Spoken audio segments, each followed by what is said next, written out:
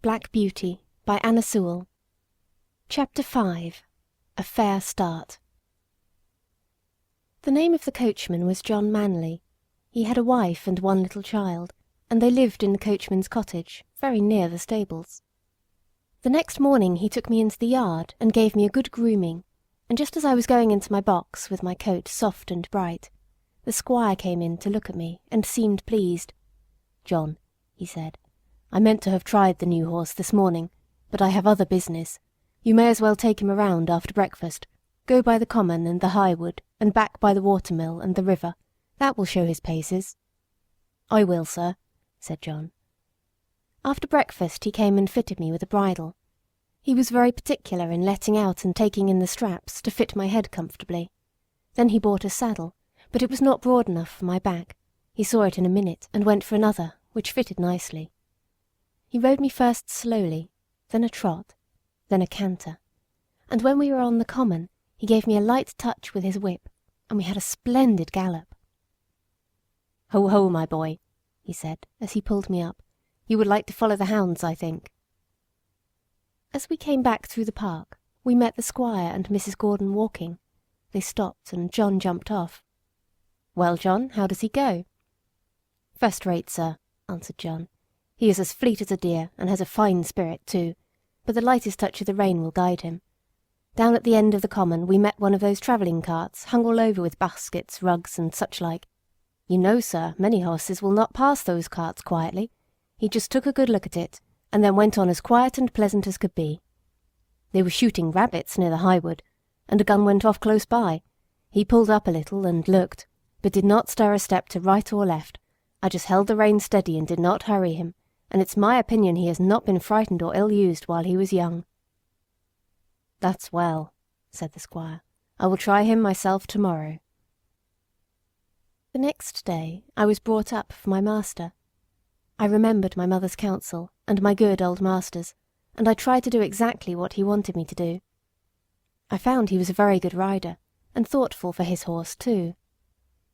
When he came home, the lady was at the hall door as he rode up.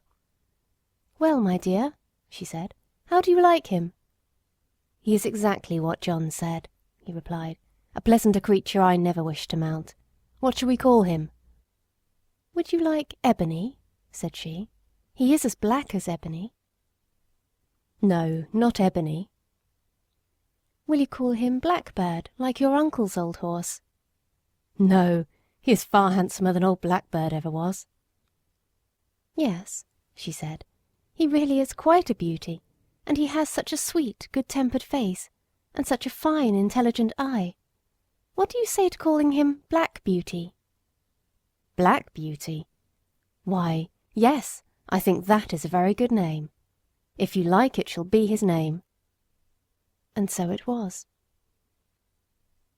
When John went into the stable, he told James that master and mistress had chosen a good, sensible English name for me that meant something, not like Marengo or Pegasus or Abdallah. They both laughed, and James said, "If it was not for bringing back the past, I should have named him Rob Roy, for I never saw two horses more alike." "That's no wonder," said John. "Didn't you know that Farmer Gray's old Duchess was the mother of them both?" I had never heard that before, and so poor Rob Roy, who was killed at that hunt, was my brother. I did not wonder that my mother was so troubled.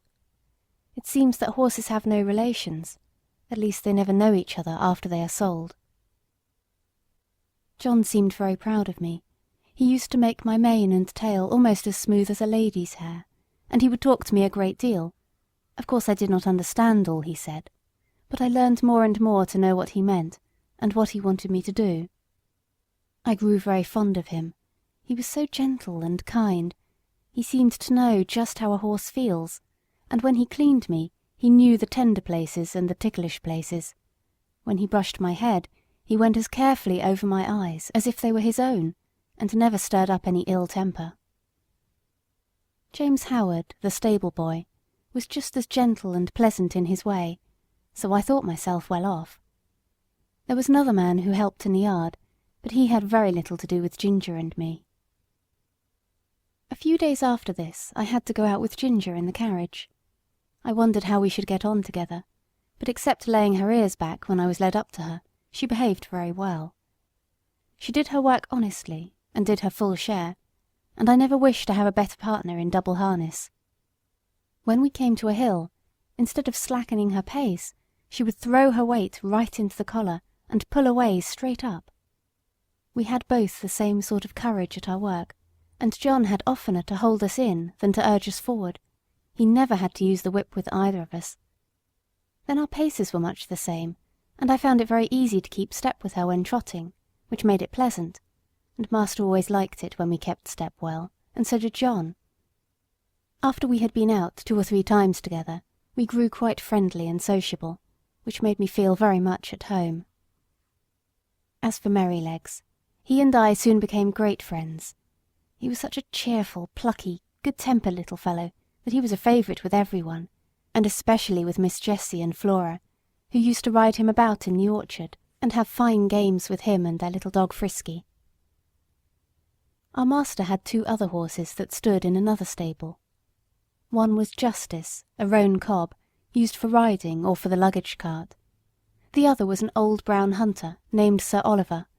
He was past work now, but was a great favourite with the master, who gave him the run of the park. He sometimes did a little light carting on the estate, or carried one of the young ladies when they rode out with their father, for he was very gentle, and could be trusted with a child as well as Merrylegs. The cob was a strong, well-made, good-tempered horse, and we sometimes had a little chat in the paddock, but of course I could not be so intimate with him as with Ginger, who stood in the same stable. End of chapter 5.